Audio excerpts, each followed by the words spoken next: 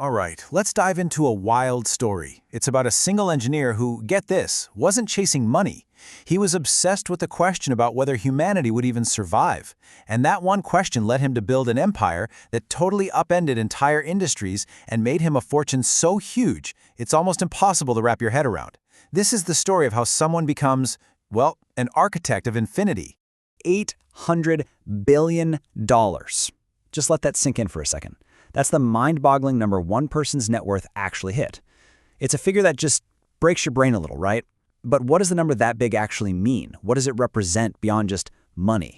Well, for starters, it's not just about buying things. It's about influence. We're talking about a fortune that's bigger than the entire economic output of countries like Argentina or Sweden. Think about that. That kind of money translates directly into an almost unbelievable amount of power. The power to single-handedly change the game in energy, in transportation, and how we all communicate, and maybe even the future of humanity itself. So you've got to be asking, how in the world does one person get that rich? You might think the answer is obvious. He just wanted to be wealthy. But that's not it. Not even close. The real answer, the real starting point for all of this, was a single, all-consuming question that laid the groundwork for everything. This right here. What are the most important problems humanity must solve to survive? This was the question that a young Elon Musk was completely obsessed with. It literally became the lens for how he saw everything.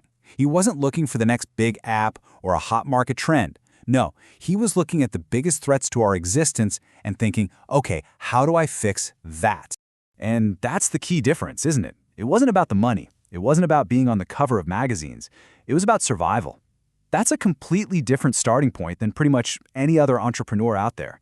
And because his goal was just so much bigger, so much more existential, it sent him on a totally unique and, frankly, a much riskier path. Okay, so with that huge question as his North Star, he set off a kind of chain reaction. It was like a domino effect of innovation. Each company he built wasn't just a company. It was the next domino in the line, knocking over the next one, each one bigger and more ambitious than the last. It created this incredible self-fueling cycle of building the future. The very first domino to fall, PayPal. He made a fortune from it, right? And that gave him the cash to finally go after the big stuff. But here's the crazy part. Instead of just retiring on a beach somewhere, he took every single dollar and bet it all. He pushed all his chips in on two companies that pretty much everyone at the time said were completely impossible, Tesla and SpaceX. And let's be clear about Tesla. It was never, ever just about building cool electric cars. The cars were like a Trojan horse. The real mission was way bigger, to completely rewrite the rules of the global energy economy. By becoming the best in the world at batteries, at AI-driven manufacturing, and at energy storage, Tesla wasn't just a car company anymore. It was a core piece of global infrastructure. And then you've got SpaceX. I mean, this company did something that entire countries with massive budgets had failed to do for decades. They made space cheap. It sounds simple, but it's everything.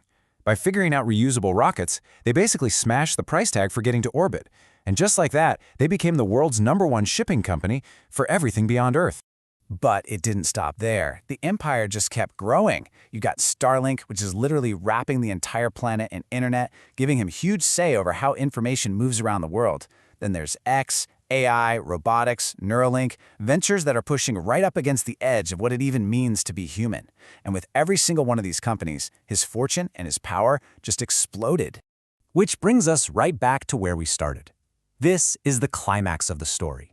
It's that moment when all of these incredibly risky, audacious bets paid off at the same time, converging to push his personal net worth to that number we talked about, a jaw-dropping $800 billion. The second that number hit the headlines, it kicked off a massive global debate. And really, it all boiled down to this one single question. Should any one person be this powerful? Is that okay?